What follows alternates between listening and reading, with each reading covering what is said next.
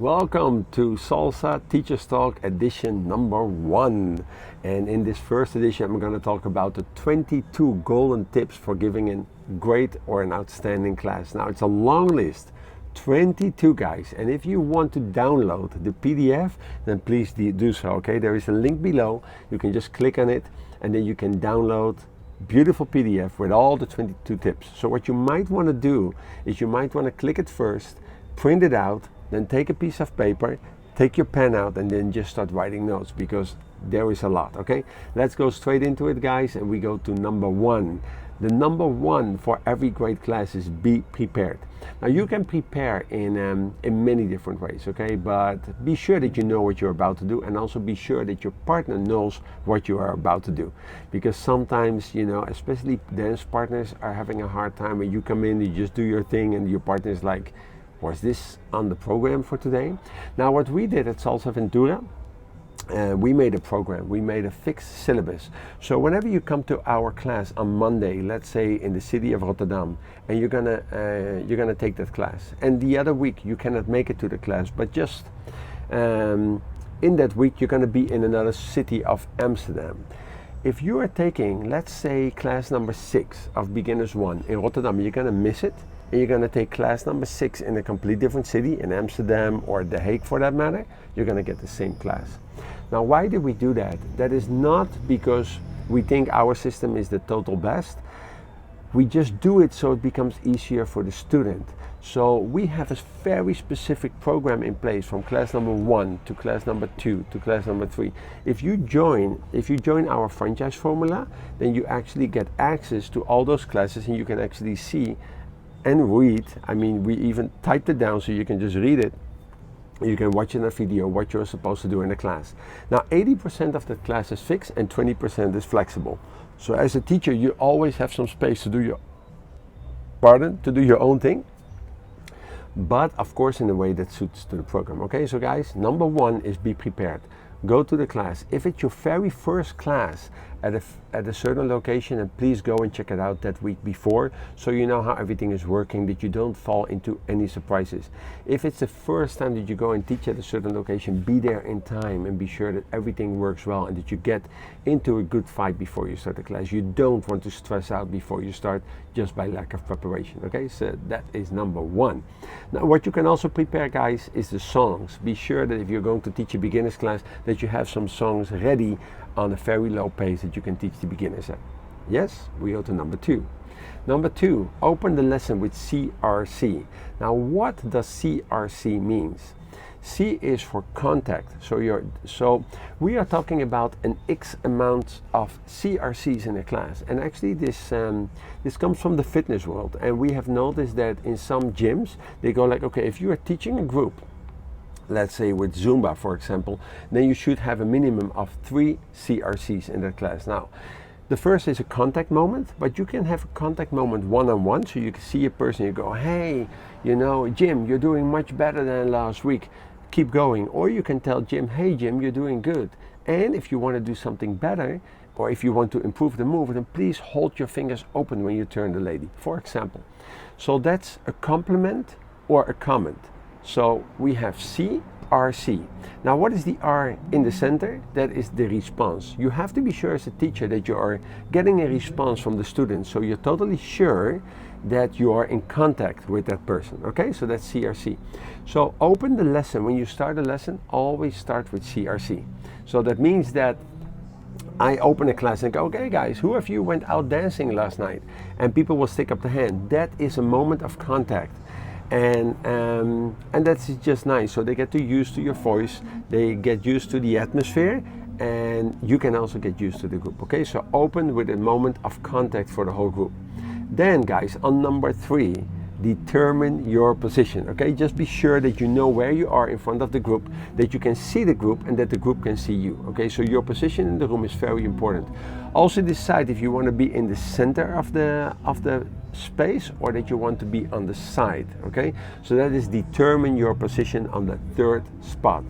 Now also be sure that if you're doing partner work, If you're doing partner work, that you choose, do you want to stand on one side of the room, also many times depending on the space that you have, or do you want to be in the center? For shines, for footwork, it's always nicer when you have the people watching you in your back, okay? So that's on number 3.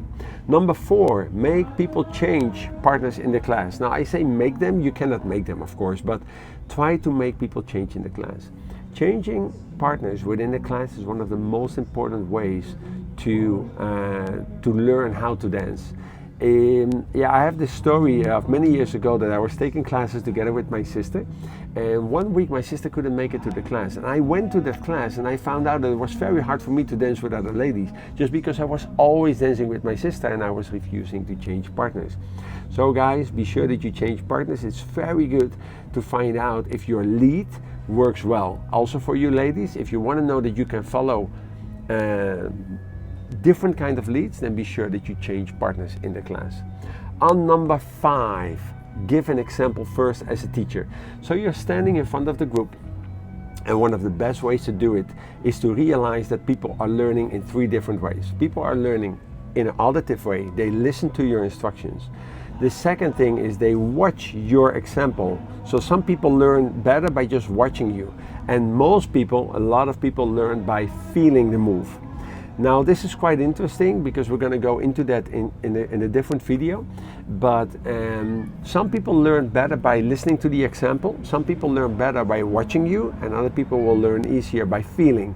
Most women will learn how to dance by feeling it instead of just watching it or hearing it, okay?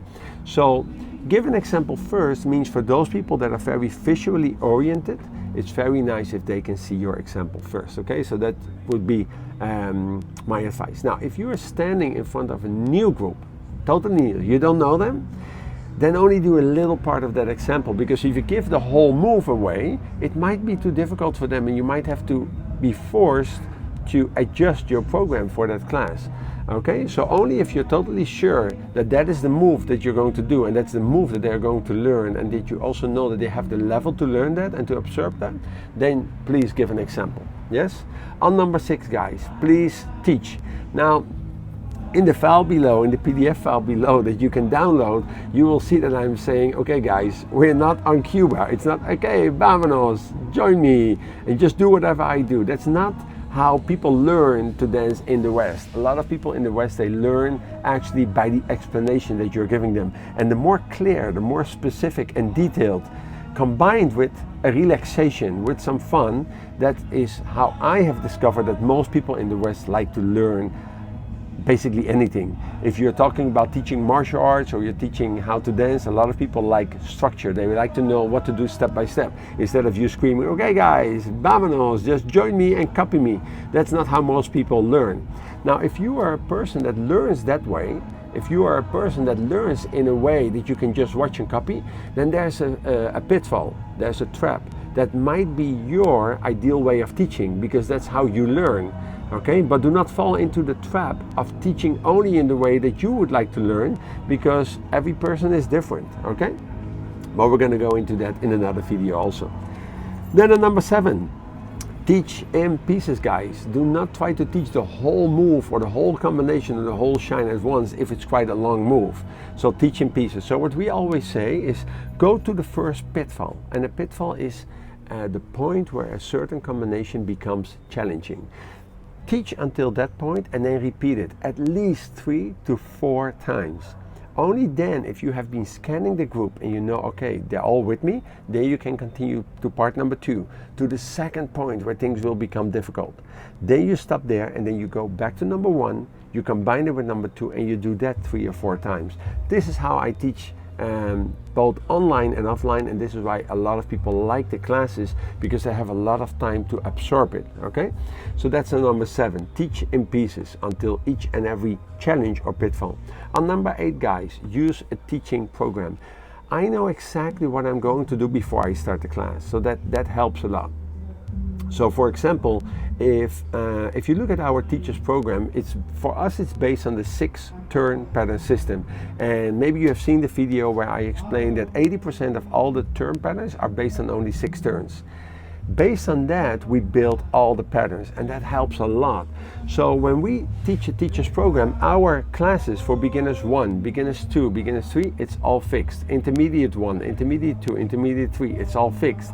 Advanced 1, 2, and 3, we have a program. So that means that when you follow a class in one city on one day, you can catch the same class in another city on another day with another teacher, because we are following a syllabus, and that helps a lot. So you have structure, it has to be very detailed, it has to be clear, and of course the class has to be given with some fun and relaxation, okay? But be sure that you are using a teaching program, and you will also find it online. If you look at salsaventura.tv, it has a structure. There is a certain reason why we teach, what we teach, when we teach it, okay? So that's on number 8. On number 9, teach together.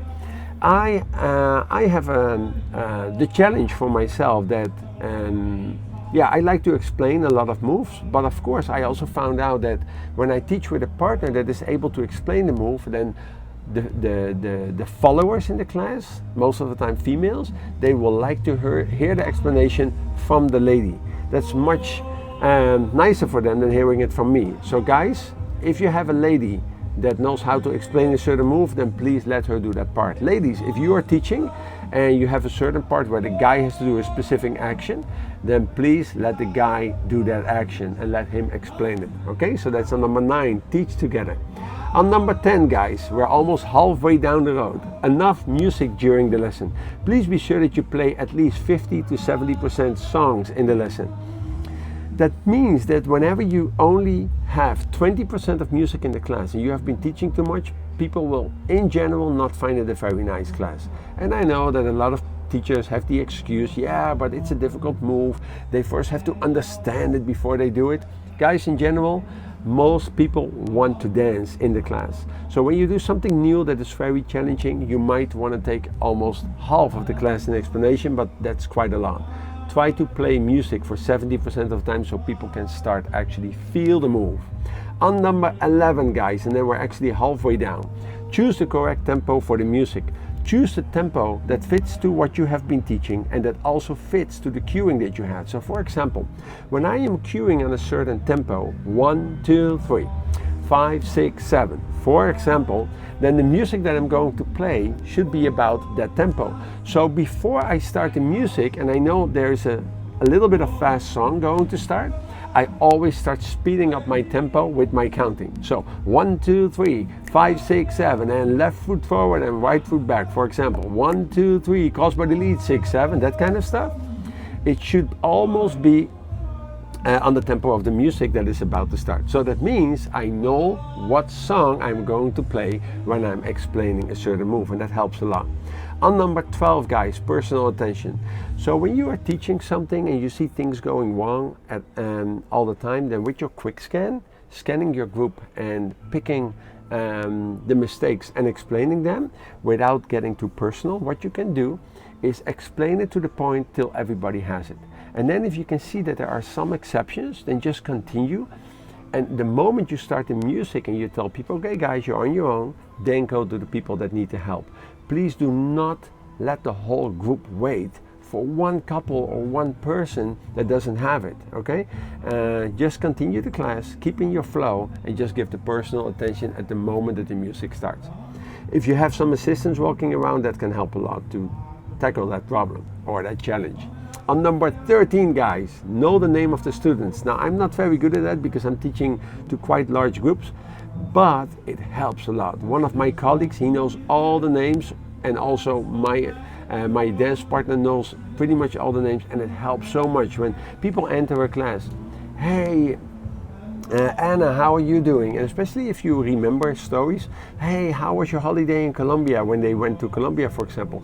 That helps a lot to connect with people. That's very nice. So know the names of students on number 13. On number 14, control your cueing. Now, what is cueing, guys? Cueing is the repetitive way of counting and giving people a sign that something is about to happen. So for example, if I go 1, 2, 3, turn to your left, 6, 7, that is cueing. But just the basic cueing, 1, 2, 3, 5, 6, 7, that's also cueing. So we have 3 ways of cueing, and I'm going to be sharing all of this stuff in the coming weeks and months with different kind of videos. And whenever we say, okay, 1, 2, 3, turn to your left, 6, 7, that is instructional cueing. So people can hear what they are about to do or what they are supposed to do in the next 3 counts. When I count 1, 2, 3, 5, 6, 7, that's what we call basic cueing. And when I pick different words instead of the counts, like left foot forward, right foot backward, that is what we call alternative cueing. But the best way, of course, guys, is that you control it in such a way that you can play with your voice while doing it, that you can play with the tempo. So for example, when you're in my class and I go 1, 2, 3, 5, 6, 7, 1, 2, 3, 4 and 5, 6, 7, 8. The moment I can start playing with the tempo and with my voice, that's when I control my cueing. And it's a very nice way to bring some excitement in the class and also to give some clarity in the class. Because you must have noticed as a student that sometimes you're in a class and a teacher will count too early. So for example, he will go 1, 2, 3, turn to your right, 6, 7, or that's too late, for example. When I'm teaching and I scream too late, turn to your right, then you as a student are like, oh, I screamed too early. 1, 2, turn to your right, 5, 6, 7. And you just feel that it's not matching. That's when you're in trouble, okay? So be sure that you master your cueing. Then on number 15, know how to use your quick scan. Now, I always like the example of the Irish dancers, guys. Do you know the Irish dancers? Those guys that are all standing in a row with the hands next and they go taka taka taka taka taka taka taka. And you see those feet taka taka taka taka taka. And one makes a mistake. So you're watching 50 people on stage and one makes a mistake. The question is, do you see that? And the answer is yes. You will see that. And I have always wondered, how come did we see that? How come did we see that little difference? Probably it's within our DNA probably, because when we were still hunting, when we were walking around in the jungle hunting, then any single move of any single leaf could mean something. It could mean that a tiger would be hiding behind the leaf and it would be life or death for that matter. So we have this system within our bodies, within our capacity of watching, that we can see the differences. So when I teach my teachers how to do quick scanning, that basically means scanning the group, looking for the how do you say that, for the distractions, for anything that does not match the total, and that is actually where you can focus on. And if you train yourself, you can not only see that something goes wrong, you can actually see what goes wrong, and you can actually tell the whole group, you know, on this and this moment, please remember to do this, instead of going like, hey, you at the back of, and if you know the name, hey, Mori, for example. Mori, you're doing this and this wrong. If you're standing in a group with 30 people, that Mori will probably not like to have that amount of personal attention. So just gather all the mistakes from doing your quick scan, turn around every now and then from angle and direction. It's going to be a number 16. And then be sure that you watch the whole group and give the general tips so you help them to get the move. Then guys, on number 16, be aware of the direction in which you are explaining. Now let's say you're standing in the center of the room, okay? And you're standing in the center and you're here in the middle. Then be sure that you always do a certain move a certain amount of times in one direction, 3, 4, 5 times before you change direction. What actually happens is a lot of people have orientation points in the room, and when you start changing direction immediately, people will get confused. So it's much easier when you do it 3 or 4 times in one direction before you start changing. Then after you change, what will happen is gradually a certain student, gradually they will start to learn to do it by themselves, letting go of the orientation points. The other thing of the direction that you're choosing, especially when you're on one side of the room, and let's say I'm doing a crossbody lead and I'm opening on the count of 3. So I go 1, 2, 3. Then be sure that all the guys are facing you and that you are not facing them. Because the moment that you are facing them, that means that they will not be able to see you, okay? Now, I can see that it starts to rain here a little bit. I don't know if you hear the sound when I talk through the microphone, but it's getting wet here, okay? So that's the number 16, guys. Be aware of the direction in which you are explaining. Then we go to number 17. We're almost there. Voice control. Use your voice sound. Use the sound of your voice by playing with the atmosphere. as you notice, when I explain these kind of things, my voice also goes a little bit up and down, and sometimes I try to speak a little bit slower. Sometimes I try to use a little bit of space. Sometimes I go into details. And by using your voice in a playful manner, you will be able to keep the attention of the group with you. On number 18, connect with the group. That's very important. As a teacher, you're not there for yourself, okay? So guys, be sure that you connect with your group. And this is interesting. What we see quite a lot, especially on the exams with our teachers training, with those exams, we always notice that one way or the other, some people are teaching, but they're not connected. They're more teaching from a certain space for themselves, and they're not totally connected. And when we notice that, it's very hard to tell people that the class is not good enough because they're doing exams in our teachers training. But it is. We can see if you master what you are teaching in such a way that you don't have to think about it too much, then you start transcending the information with people. And that is where you want to be at. So if you have to think too much about what you're teaching, then it's going to be very hard to transcend the information and to transport the information to the audience. Okay, so be sure that you connect with the group. On number 19, we have a beautiful one. That's teacher's language. Now, what is teacher's language? It's basically what do you say and what do you not say. Now, try to be specific. So let's say I have a few words here. If you say about, you are about to step forward, or yeah, you step forward in about a certain angle, or a little bit forward, or stepping a little bit back. What is a little bit? What is a lot? What is actually? What is about? So whenever a student might wonder, like, okay, how much, how many, on what moment, then it means you're not specific enough. Okay, so as a teacher, try to be specific. Guys, we're almost there. On number 20, your mindset. Now, as a teacher, I have been going through a lot of stuff and disappointments and challenges throughout my life.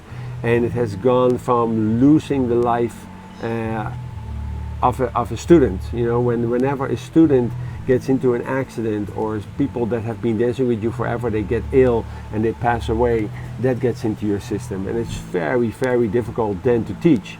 And what you can actually do, you can actually share that with the group and go like, you know, guys, you know, let's have 1 minute of silence, or sometimes very challenging stuff happens in the relation, in your personal relationships with family members, or maybe with your partner, or with your spouse, or with your best friend.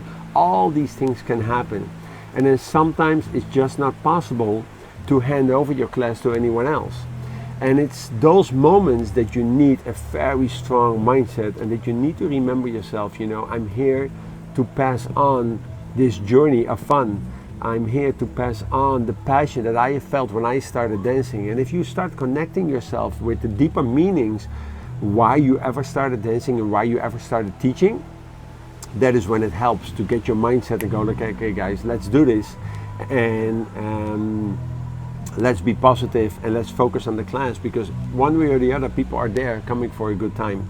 And when you are transporting your sadness to the group, that might have a big impact. As I'm saying, if it's very hard for you and you know you're very emotional and you're having a hard time, it's not bad to share it with the group, but be sure that that you're doing your best to be your best, and that you are authentic. Just be yourself. Okay, so that's on number 20. And I'm gonna make quite some videos about mindset, so that's gonna be there in the future for sure. Then humor, having fun in the class, that's very important. A lot of people, they come of course to learn how to dance, but of course they also come to have fun. Okay, so it's not even bad to prepare some jokes. Sometimes you just want to be I just start laughing because we have some jokes that I've been saying thousands of times.